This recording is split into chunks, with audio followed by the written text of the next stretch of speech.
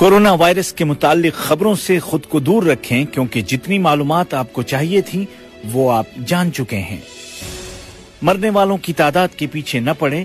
ये कोई football match नहीं है कि आपको हतमी नतीजा मालूम करना है। इस आदत से बचें। इंटरनेट पर ज़ायदा जरूरत मालूमात तलाश न करें, क्योंकि इसका असर आपकी जहनी हालत पर पड़ेगा। खौफजदा और मायूस करने वाले मैसेजेस फॉरवर्ड न करें, क्योंकि सबके सोचने की ताकत आप जैसी नहीं हो सकती। बच्चों को बहलाने के लिए नए खेल तलाश करें, उनके साथ बातचीत करें और उनको कहानियां सुनाएं। घर में ऐसा डिसिप्लिन बनाए रखें कि सभी अफराद हाथों को धोते रहें।